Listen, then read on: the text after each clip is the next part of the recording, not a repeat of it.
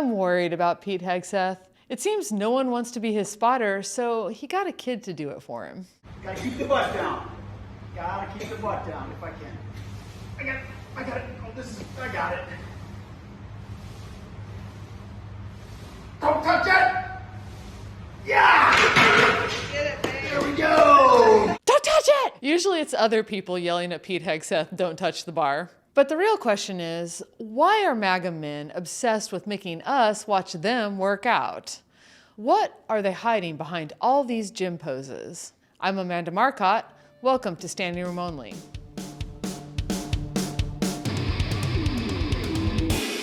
We've already covered the Mar-a-Lago face and how the women in Trump's orbit feel like they have to get all this plastic surgery.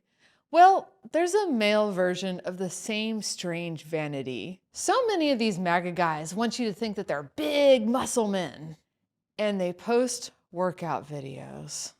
Transportation Secretary Sean Duffy, Defense Secretary Pete Hegseth, Senator Josh Hawley, Elon Musk, DHS Secretary Markwayne Mullin, and FBI Director Kash Patel. Josh Hawley is particularly funny. That working out worked for him when he was running from the January 6th rioters. But then, of course, there's the worst one of all, HHS Secretary Robert F. Kennedy Jr. People have questions. Why does he post so many workout videos? 1, 2, 3. 1, 2, 3. 1, 2, 3. Why is he always wearing a suit or jeans in them?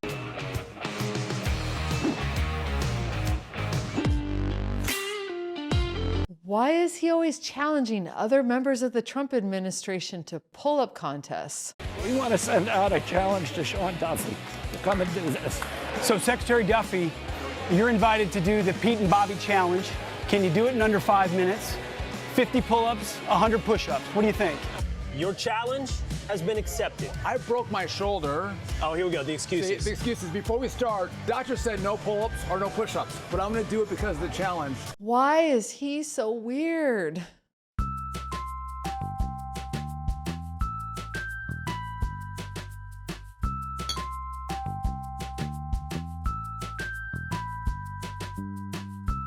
I never want to see anyone do a push-up again.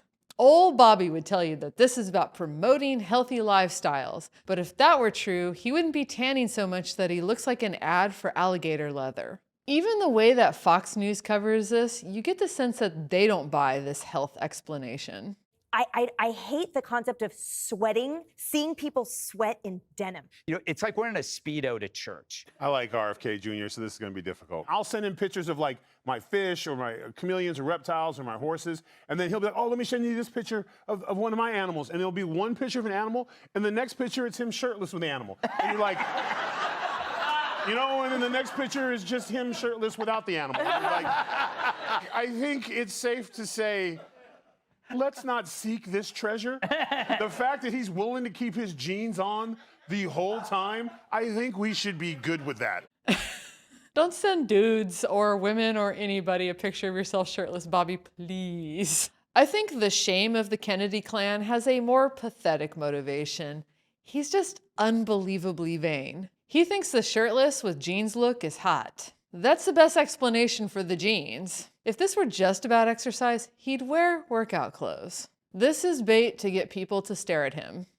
And if they won't, he'll just send them a shirtless picture, apparently. I'll talk about this more during Pass the Mic with my guest, Natalia Mehlman Petrzela. She's a feminist and a fitness historian. There's another reason to think that this is about vanity and not about health for MAGA men.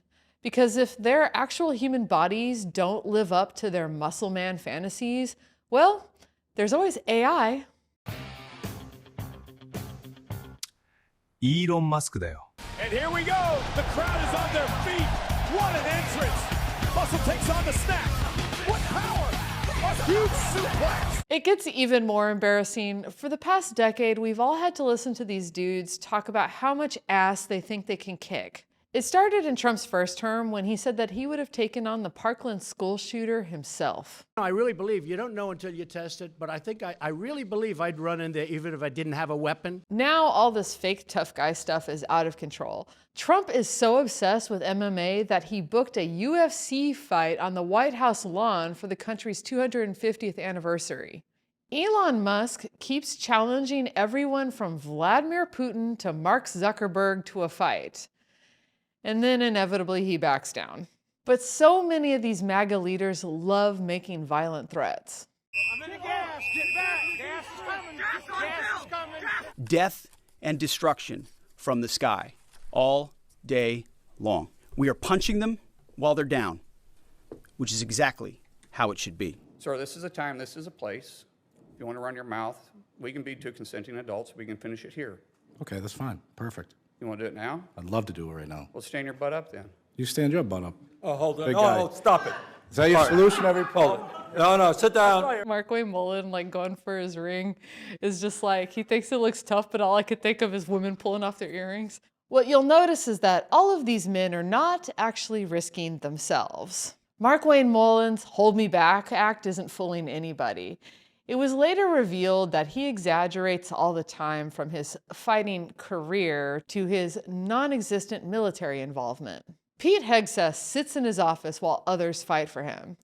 And Greg Bovino, who was later removed from his leadership role at Border Patrol, is standing behind a flank of security guards while he is throwing tear gas at people. It all goes back to Trump. He thinks he can hide his rapid aging behind makeup and a comb-over, but the virus is spreading. MAGA men want to hide their mediocrity behind these theatrics. They hope that no one will notice that they're soft, incompetent, or just plain dumb if they strut enough around for the cameras. But, my dudes, we notice that you're the worst. This idea that you should trust the experts, a good mother doesn't do that. They're going to extract pain from the American people. And when they think the pain has gotten too much and gone too long, Democrats will come to their senses and fund Homeland Security. Well, go back to the 1800s and 1700s. They used to have canings. And duels. And they used to have duels. Yeah. Right. And there was a way that men used to settle their differences. We don't want to have to do more militarily than we have to. But I didn't mean it flippantly when I said, in the meantime, we'll negotiate with bombs.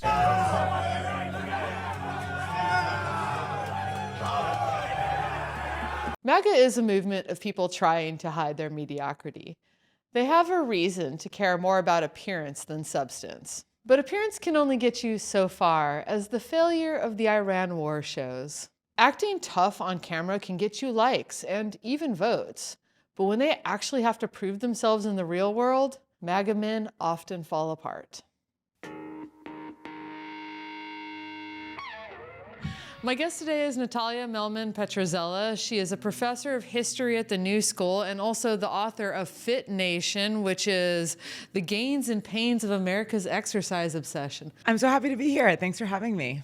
So I want to just start with your book. The thesis of your book is that the United States has this obsession with fitness, but we're not exactly living up to it. Totally. It was idealized image of fitness, and then a lot of us don't even work out at all. And I posit that the MAGA movement is like exaggerated version of this. You have RFK out there like doing these workout videos, and yet his boss eats nothing but junk food and can't even walk a block. So, but do you have thoughts on this? Like, why is MAGA like even more of this? Yeah, it's so funny. So in some ways, there's this like intuitive alignment between kind of traditional conservative values and the fitness movement in America. And that's been around forever. And that's about like personal discipline and, bootstrapping and self-fashioning in the most literal way. Those are kind of all things we associate with like personal responsibility and the right. And in many ways, Trump, at least in the first administration, was such a kind of rejection of all that. He actually was like, people who work out are depleting their batteries. And like, actually the best thing to do is eat like 3 steaks and 5 scoops of ice cream or whatever it was, right? And that was a real break, I think, from that. What we see now is, especially especially with MAGA and RFK Jr., he's like revitalizing an aspect of that conservative love of exercise. But what's crazy about it is it's actually not about some, I would say, decent ideas like personal responsibility and self-discipline and motivation. And it's all about kind of like this masculine, grotesque display of aesthetics. And to me, it's sort of like the little nugget of what could have been good in all of this has been like completely washed away in a sea of like steroids and testosterone. And instead, we get something much uglier. Yeah, there's such a focus on image with them. It's definitely not about health. For sure.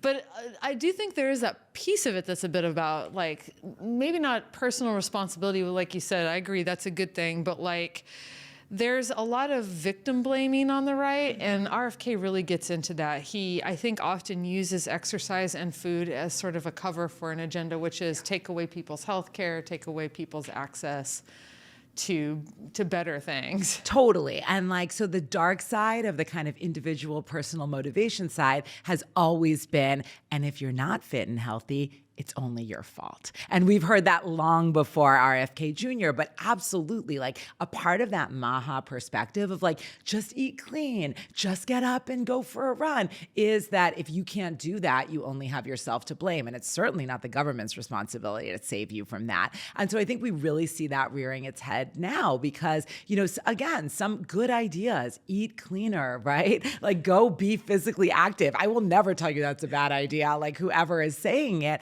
All of that is really paired with like, well, we're not going to help you beyond like putting a pull-up bar in an airport to help you get your reps in, right? And so I think you can't disaggregate that from, as you're saying, like cutting healthcare, cutting SNAP benefits, cutting all these things that would actually help people be healthier. So on that front, the first clip I want to show you is a part of what RFK's kind of healthcare messaging is, which is he got together with Defense Secretary Pete Hegseth to do, they call it the Pete and Bobby Challenge. I just want to die. Exactly. But it's 100 push-ups and 50 pull-ups in 10 minutes. So let's just watch this clip, and I really want to see your reaction to it. Totally. All right, here we are in the bowels of the Pentagon for the Pete and Bobby Challenge. But it's all about Make America Healthy again. We're going to be fit, not fat. We want recruits that are ready to go and challenge.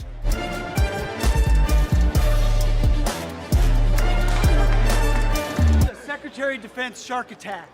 You can do better, Ranger Tom! Let's go! Make your country proud!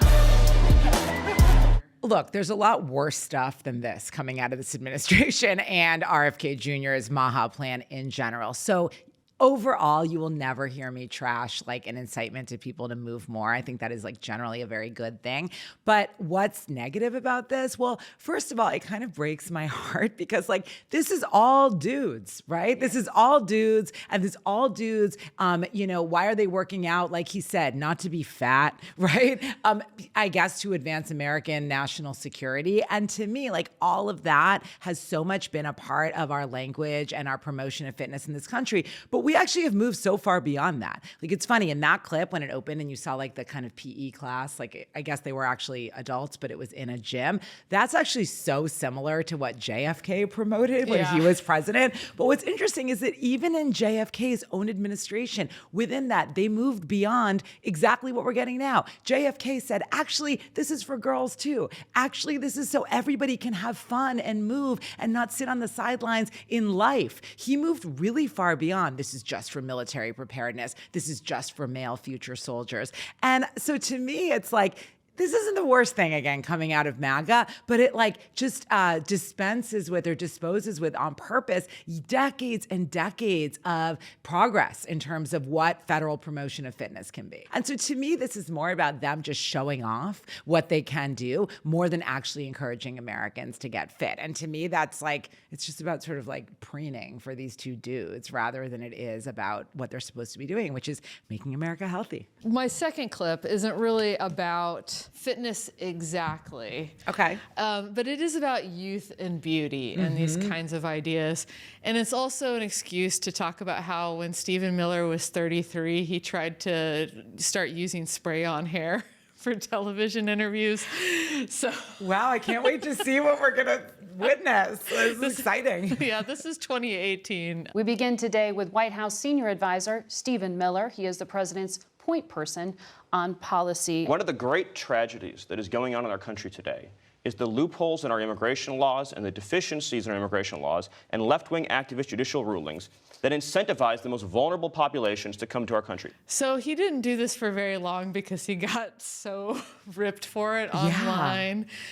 But it was interesting to me, and I think is relevant because we see this with Donald Trump and his makeup and his comb over. We see this with RFK Jr. and the fact that he is a tanning bed aficionado, even though that's actually really bad for your health. Yeah. And I was always struck by this because it's women who tend to get stereotyped as frivolous and vain. And yet all these men do these kind of often ridiculous things in the name of vanity. Like, why is this stereotyped as a woman's thing? Because women are supposed to be the ones who care about their bodies and who care about that appearance. Isn't that just like the, sine qua non of femininity, that we're supposed to care what we look like and spend time on it? And it's actually funny, like in the history of fitness, in many ways, it was always easier to sell fitness products to women because it's normal for women to want to spend money to be thin and shapely and all this. So much of the advertising of fitness products for men always had this language of like, you can do this in the privacy of your own home. Like, it's not shameful to want to slim your waist or have nicer skin.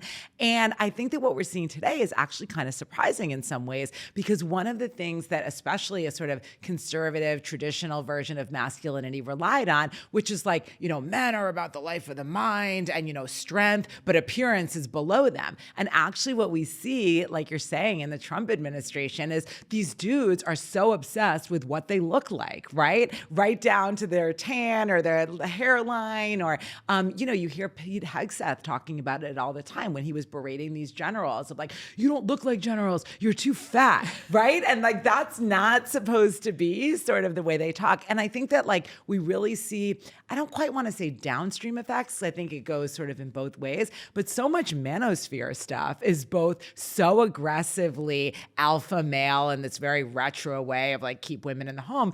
And it is like, kind of new in the sense of like, oh, and here's how you get your V-cut and your six-pack and your chiseled jawline and all that stuff. And that was usually either the realm of women or gay male culture. And so I think it's really interesting to see that rearing its head in such a kind of alpha, aggressively hetero environment. One of the reasons that women and gay men can traditionally be a little bit more vain in public is because it's understood that we're doing this for the male gaze. And what's you see with Stephen Miller's spray-on hair or all this other stuff, I don't think any of the straight men in MAGA are doing this for women.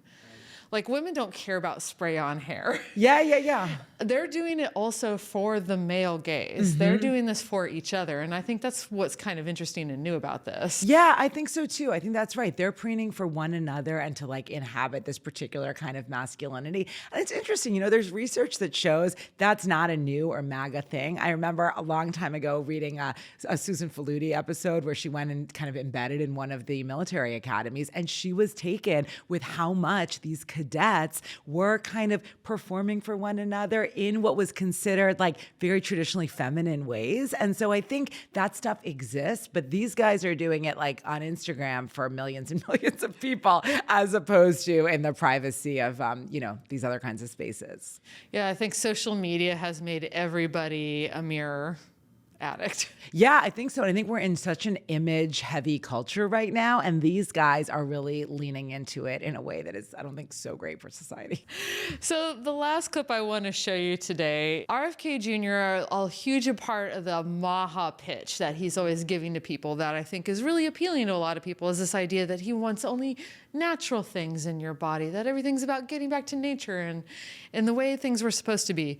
But then he also admits frequently, and we have one clip of him doing this, that he just takes so many pills in a day. Just so many pills. So we've got this clip for you. I take a lot of vitamins. I can't even list them to you here because I couldn't even remember them all, but I take a ton of vitamins and nutrients. I'm on an anti-aging protocol from my doctor that includes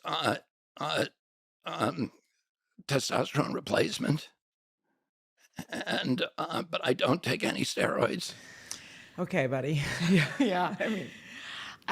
I'm not here to like say that hormone replacement is bad. In fact, I would say that one of the few good things that RFK Jr.'s administration has done was the FDA taking some of the restrictions off of women's hormone replacement. But he's also come out kind of against abortion pills and gender affirming care for trans people. And again, he's always talking about natural, and yet he's like housing down all these pills. What is sort of guiding what seems to me to be a very chaotic approach to medical care? Yeah, well, I would say one of the things that's guiding it is this sort of general approach of like, what is for me is not for thee, you know? And I think that's really clear across this administration, but also in all of his health protocols, right? Like, oh, I'm telling you to just go eat natural food and exercise and that's enough for you. But not only am I on this like stack of all these different vitamins and hormones, et cetera, but also this is a very wealthy guy who has access to really good medical care if he needs it, right? Yeah. And again, it's not about his personal health regime, as you said, but I think we can't get away from that. The other thing that I think is important with a clip like that is sort of like,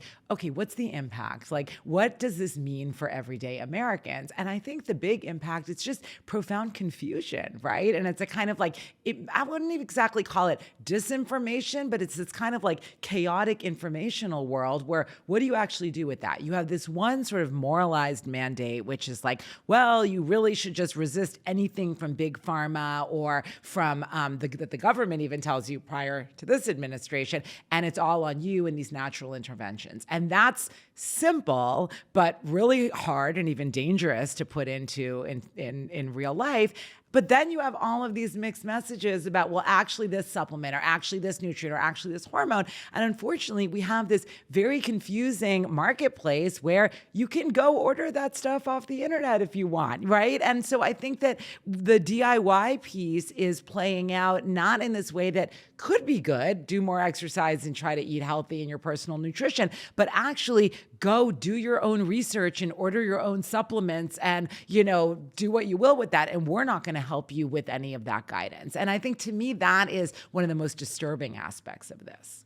Yeah, it's so dangerous because, to your point, if you go online and you do your own research, you're just going to find a bunch of ads from people selling pills that have God only knows what in them. A lot of them are not safe at all. And yet here we are, we have the HHS Secretary peddling this stuff as if it was the same thing as natural health care. Right. Right. And I think, I really just think it's really hard because I think it's, again, they're just disseminating kind of confusion in a way that is not going to help anyone. And again, I hate to say this stuff because the critique of this MAGA movement can very much sound like kind of being a shill for big pharma or like the experts. And I think it's very hard to walk that middle line. Like one of the reasons this stuff is so appealing is because so many people are very poorly served by our medical establishment. Like for all the garbage that he spews, there's a lot that resonates with people. Like, yeah, my doctor only spent 20 minutes with me and put my kid on this medication that they're still on. Yeah, I'm chronically ill and I can't find a way out of it. And my doctor, I can't even get an appointment with, or I can't afford an appointment with. And so why not order something on the internet? Why not buy into the idea that I can do something myself? And I think it's so, I'm not offering an answer, but sort of more, I find it so disturbing that we can dismiss this wholly without understanding the reason that it's so appealing. Do you understand what I'm saying? Awesome. Well, I think that's a perfect place to leave it. Yeah. Because I really do wish people would not just be like, your lighting is good, you know what you're talking about. Although we do have good lighting here, so we know what we're talking about, and we have good lighting. Well, actually, that's what I want to ask you, because I want to ask you to hype yourself and why people should trust you as an authority on these things. Thank you. Well, like I always say, I get asked about a lot of different things because I have a Ph.D. after my name, but I'm like, I have a Ph.D. in history, right? So don't ask me what your supplement stack would be. But in terms of understanding the tributaries of how we got to where we are today, I think I am your girl. So yeah, you can find me on Instagram and on LinkedIn and on X sometimes, Blue Sky sometimes as well. And yeah, I'd love to stay in touch. And thank you guys for watching. Stick around for the encore. We have a great song recommendation for you. And don't forget to like and subscribe to see more videos like this. Thank you one more time. Thank you. It was so fun. Hey folks, coming to you from my house. I have a record collection here. About half of it lives at Latchkey Records, so that we can listen to some of those records there, but we also have a bunch of them here. And today I want to talk to you about sampling. We hear samples in hip-hop songs all the time, but a lot of the time we just think it's nothing more than hip-hop producers grabbing a cool sound and using it as the backbone of a song that somebody will be rapping over.